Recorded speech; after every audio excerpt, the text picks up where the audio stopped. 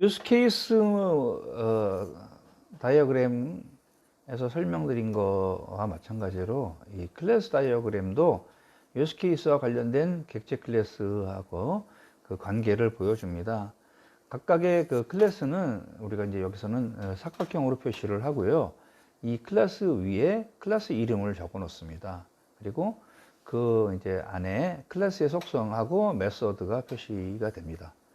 우리가 이제 라인을 그려서 이 클래스와 클래스 사이의 관계를 표시를 하죠. 두 클래스와 관련된 작업을 식별하는 레이블, 이름표를 그 이제 라인 위에 적어주기도 하죠. 다이어그램에는 이 클래스 다이어그램에는 하나의 클래스의 인스턴스가 있고 또 다른 클래스의 인스턴스가 있는데 이 두 인스턴스 사이에 어떻게 관계가 되는지를 설명하는 우리가 이제 그런 카디널리티라고 하는 그런 개념도 포함되어 있습니다. 이 카디널리티는 한 클래스와 서로 페어링 되어 있는 다른 상대편 클래스의 수 또는 다른 말씀을 드리면 데이터 레코드의 개수를 우리가 이제 카디널리티라고도 하죠. 그래서 이런 클래스 다이어그램에서 표시하는 것은 여러분들 그림에 보이시는 것처럼 인플로이라고 하는 클래스와 그 다음에 페이롤 디덕션이라고 하는 클래스 사이가 클래스가 있다면 여기 이제 이렇게 라인이 이렇게 생성이 되고 라인 밑에 레이블이 있죠. 1, 0, 점점 1, 0, 또 1, 1, 또 1, 1, 점점 이렇게 이제 표시가 되는데 여기서 중요한 제가 조금 전에 읽어드린 1, 0, 점점 뭐 1, 0, 점점 1 이런 것들은 어떤 의미가 있냐면 사실은 다 UML에서 사용되는 UML 기호가 되겠습니다. 그래서 0, 점점이라는 것은 0개 혹은 여러 개라는 의미를 갖습니다. 또 0.1 한 것은 0개 혹은 1개를 의미하고요. 또 1이라고 되어 있는 것은 단 1개를 말합니다. 그리고 1. 에스터리스크 이렇게 표시된 것은 1개 또는 여러 개를 의미합니다. 그래서 예를 들면 인플로이라고 하는 클래스와 페이롤 디덕션이라고 하는 클래스 사이의 관계는 어떤 관계가 있냐면 직원은 급여 공제를 받지 않거나 아니면 많은 공제를 받을 수 있습니다. 페이롤 디덕션은 이제 공제를 말하죠.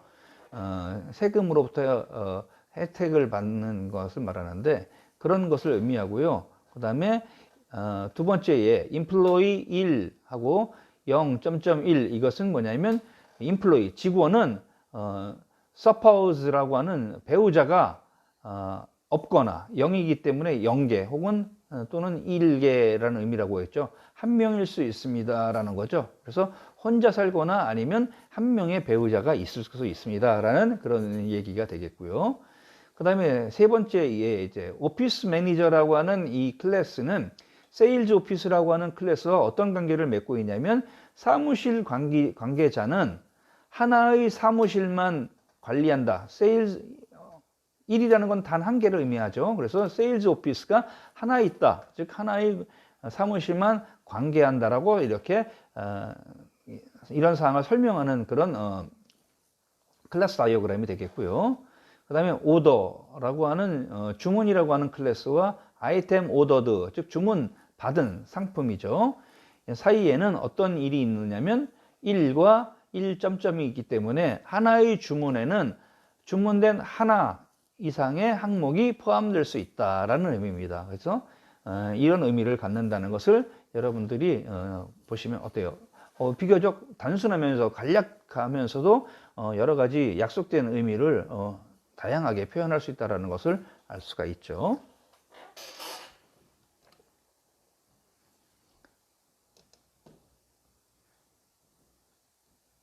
자, 또 다른 사례는 이제 이런 거죠. Sales Order Use Case예요. 클래스 다이어그램으로 그렸죠. 여기서도 보시면 아시겠지만 좀 복잡해 보이죠. 세일즈 매니저라고 하는 클래스, 그 다음에 세일즈 리셉트라고 하는 클래스, 세일즈 오피스라는 클래스, 커스터머라고 하는 클래스, 오더라는 클래스, 아이템 오더드라는 클래스, 이렇게 6개의 클래스가 있어요. 그래서 이들 사이에 서로 어떤 관계를 다 맺고 있습니다. 다 맺고 있죠. 그래서 우리가 예를 들면 가운데 있는 세일즈 오피스는 세일즈 매니저와 관계를 맺으면서 1:1이에요. 즉 단 한 개의 관계. 매니저는 세일즈 오피스에 사무실 한 개만을 두고 있다 하는, 관리한다 라는 의미를 갖고 있는 거죠. 뭐 이런 식으로. 그 다음에 오더라고 하는 그런 클래스를 보시면, 이 오더는 여러 개, 한 개, 그러니까 빵 개 이상의 0 또는 그 이상의 어떤 관계를 가질 수 있죠. 그래서 커스터머하고는 0, 1이라고 하는 오더를 갖고 있습니다. 이건 무슨 의미예요? 즉, 이 오더는 커스터머와 어때요? 관계가 하나 또는 없거나 아니면 하나 이상의 관계를 가질 수 있다라는 의미가 되겠습니다. 그 다음에 아이템 오더도 마찬가지예요. 그렇죠? 그래서 하나와, 즉 아이템 오더드니까 아예 주문사항이 없거나 아니면 주문사항이 많을 수 있다라는 의미가 되겠죠. 그래서 0점점이라는 것은 여기 표시해 드린 것처럼 0개 혹은 여러 개라는 의미를 갖잖아요. 그래서 그 다음에 아이템 오더드에 나와 있는 1점점은 한 개 혹은 여러 개잖아요. 그래서 이 관계가 주문받은 내용이 이렇게 표시가 될 수 있습니다.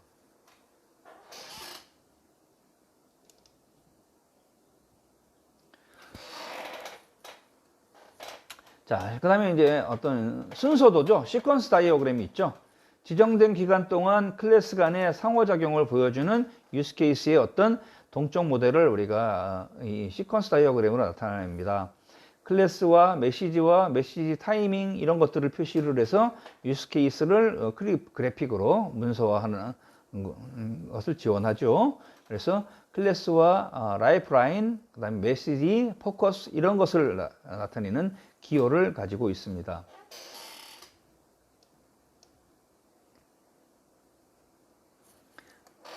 시퀀스 순서도는 이제 이런 거죠.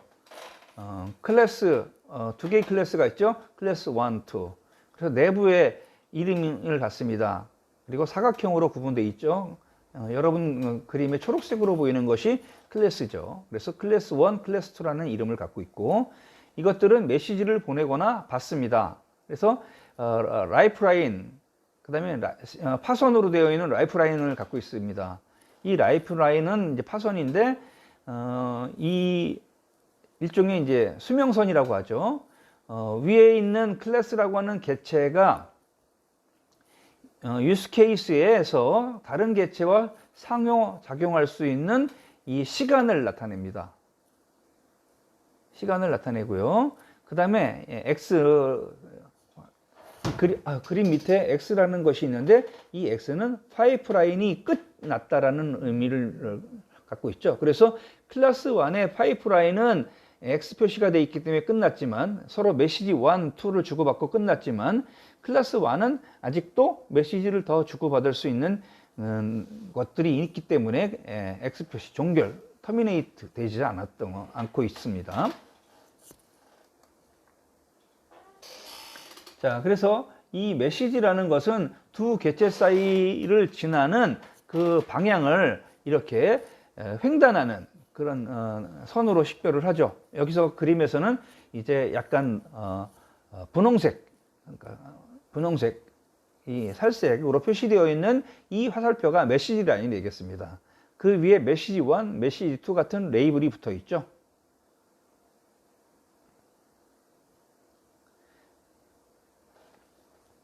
자, 그 다음에 포커스라고 하는 게 있습니다. 이 포커스는 이 라이프라인을 덮는 좁은 수직 모양으로의 반타형 타원이라고 말씀드릴 수가 있겠습니다. 그래서 이 포커스는 개체가 메시지를 보내거나 받는 시기를 의미를 합니다. 시기를 의미를 합니다.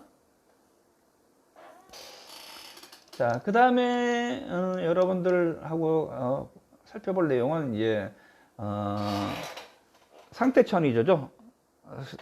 그래서 스테이트 트랜지션 다이어그램인데요.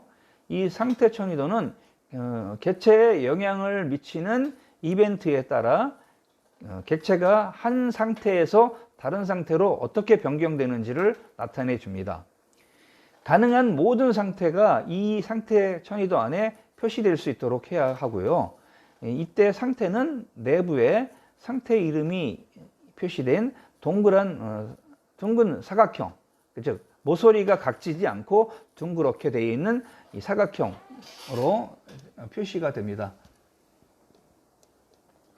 자, 그래서 여기 new라는 상태와 그 다음에 active existing이라고 하는 상태, 그다음 frozen이라는 상태, 그 다음에 closed former라고 하는 이렇게 상태가 네 가지 상태가 있는 거죠. 그래서 왼쪽부터 쭉 상태가 계좌가 처음에 오픈됐습니다. 계좌가 개설됐고 그러면 어떻게 돼요? 어떤 상태가 돼요? 이제 new라고 하는 상태가 생긴 거죠. 새로운 고객이 된 거죠. 그 다음에 어때요? 어떤 활동이 일어나냐면 첫 번째 이벤트가 벌어지죠. Make first deposit이라고 해서 처음 이제 계좌에다가 입금을 시켰어요. 그러면 이제 활동 상태가 돼요. 액티브. 그죠? 자, 그 다음에 두 가지 일 중에 하나가 벌어질 수 있죠. 실제로는 세 가지인데요. 이제 은행에서 이 계좌를 닫아버릴 수도 있어요. 그 다음에 고객이 스스로 계좌를 폐쇄시킬 수도 있습니다. 그리고 이런 자산이 동결될 수도 있죠. 이런 것에 따라서 액티브 상태, existing 하는 이런 상태에서 클로즈 상태로 바뀔 수 있죠. 이런 상태의 천이가 일어날 수 있는 겁니다. 이렇게 상태 천이도로 표시를 해요. 재미있는 그림이죠.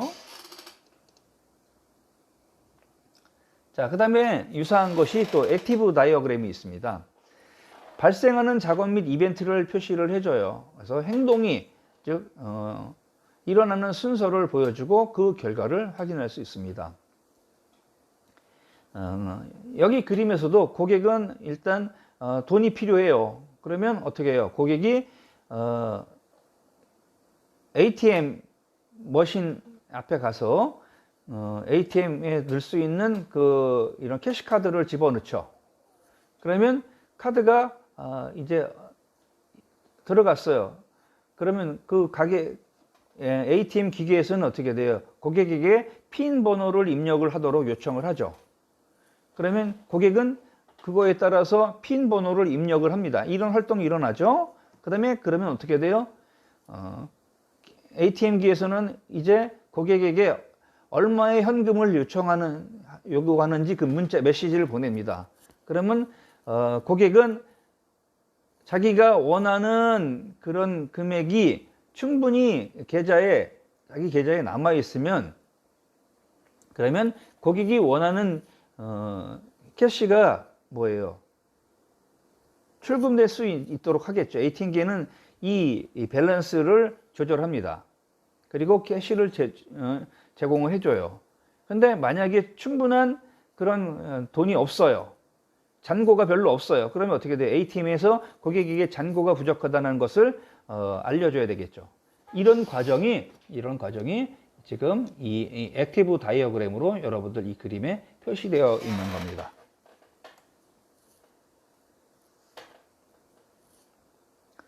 자, 그렇죠. 여러분 이제 비즈니스 프로세스 모델링이라고 하는 BPM이라는 것을 이제 정리를 하겠습니다. 시스템에서 사람과 이벤트 그리고 상호작용을 이 BPM에 다 표시할 수 있는데, 외부 직사각형에는 이제 풀이라고 하고요. 그 안에 지정된 레인을 그려서 여러분 수영장을 생각하시면 돼요. 모든 우리가 이제 경주용 수영장을 보시면 사각형으로 되어 있고 그 안에 그 수영장을 구분짓기 위해서 레인을 그려놓죠. 그죠? 그래서 깊은 물, 그다음에 낮은 물로도 구분할 수 있죠. 이 레인으로. 이 레인을 통해서 특정한 동작과 이벤트를 나타낼 수 있습니다. 특정한 이벤트가 발생하면 이 레인이 서로 작용할 수 있어요. 이것이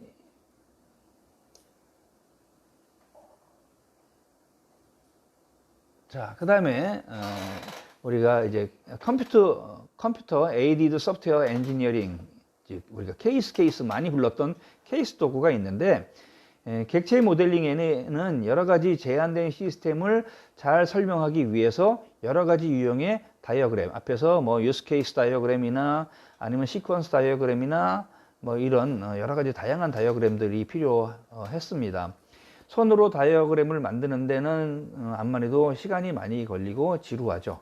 그래서 이 케이스, 즉 컴퓨터로 만들어진 도구를 이용을 함으로써 프로세스를 처리할 수 있는 속도도 높이고 시스템 구성 요소들을 문서화하기도 좋은 그런 프레임워크를 제공을 하는 겁니다. 이 케이스 툴은 일관성을 보장하고 공통의 링크를 제공하기 때문에 객체가 설계의 한 부분에서 설명이 되고 사용이 되면 특별한 추가 노력 없어도 여러 번 재사용할 수 있습니다. 여러분들은 밑에 예시되어 있는 사이트를 한번 찾아가서 어떤 이런 케이스에 대한 내용들을 확인을 해 주시면 되겠습니다.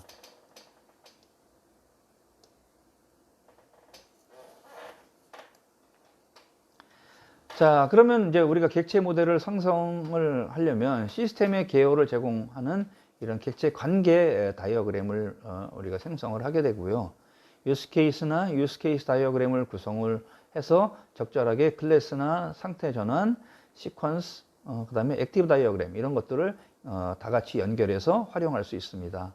그래서 나중에 소프트웨어를 변경을 하는 작업보다는 다이어그램을 수정하는 것이 훨씬 쉽기 때문에 이런 유스 케이스 다이어그램들을 많이 이용을 하는 거죠. 자, 근본적으로 이제 정리를 해보면 객체 모델링은 객체 측면에서 시스템을 설명하는 아주 각광받는 인기 있는 그런 기술이 되겠고요. 객체 지향 용어, 클래스나 속성, 인스턴스, 메시지, 메소드 이런 것들을 우리가 공부를 했습니다.